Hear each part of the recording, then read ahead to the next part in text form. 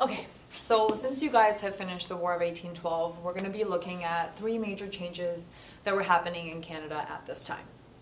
So the first was a population explosion. So what was happening was basically a lot of new immigrants were coming into Canada from places in Europe like Britain and France and Scotland and Wales. And these areas, and from these areas, they were settling into places like in Upper Canada and in Lower Canada. The second thing that we're going to look at is the timber trade.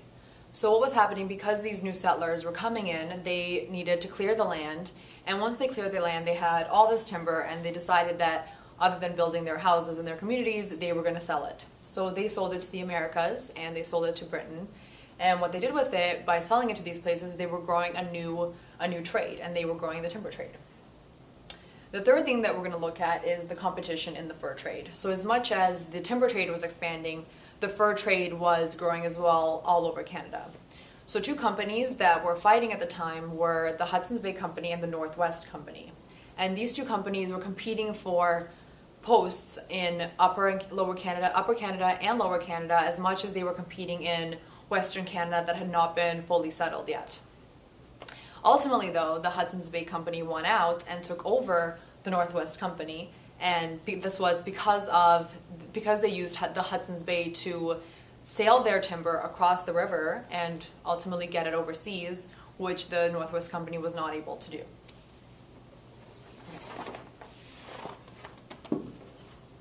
Okay. So the next thing we'll look at is the daily pioneer life. So once these settlers had finally arrived, they were given areas of land, sections of land for each and every person.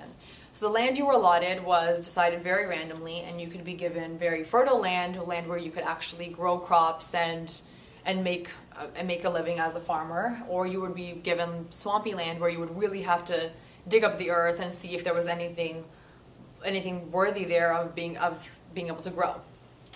Ultimately, you would have to clear all your land, so whether it was swampy or land or fertile land, you would have to clear it, and you'd have to get rid of all the timber, and you'd have to grow your crops and cut your trees and build your houses.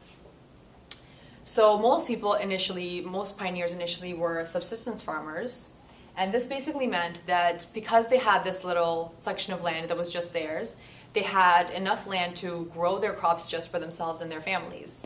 And those crops basically fed them, and they did not have extra to sell and to really grow their wealth and be able to maybe build bigger houses for their families.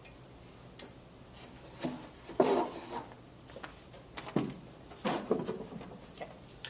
So life in Lower Canada. So in Lower Canada, things were changing in terms of the dynamic of the culture and the people there. So there were three main groups that we're going to be looking at.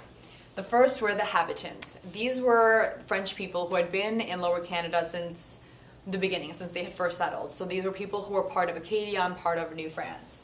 And they wanted the same life that they always had. So they wanted to just be farmers, to have their agriculture and to have their land and have their seigneurial system. The merchants were mainly British people, and they mostly wanted to expand Lower Canada, and they wanted to do that through roads and through canals, through rivers, and through connections in fur and in the fur trade as well as in the timber trade. At the same time, there were also the professional men. So the professional men were also French-speaking people, and they were people like doctors and lawyers who had gained status in their society, and what they wanted was more power in the government, and they wanted to really represent the French people in the government in higher positions.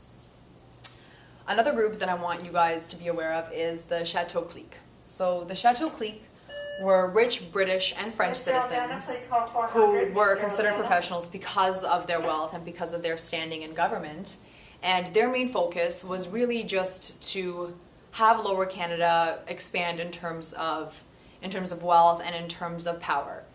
And as much as the French wanted to have their culture and their religion intact, they also still wanted British people coming into Lower Canada because their goal was really just to have more power. And that they were capable of doing that by having connections with the British government. At the same time, the Legislative Assembly, which was, of course, voted in by the people in Lower Canada, was very much made up of French professionals. And this was because, again, the population of Lower Canada was mainly French. And what they were trying to do was make sure that French culture, French religion, the seigneurial system, and all these things remained intact, as much as they wanted to push out the fur trade and the timber trade, because they wanted to focus on agriculture for the habitants.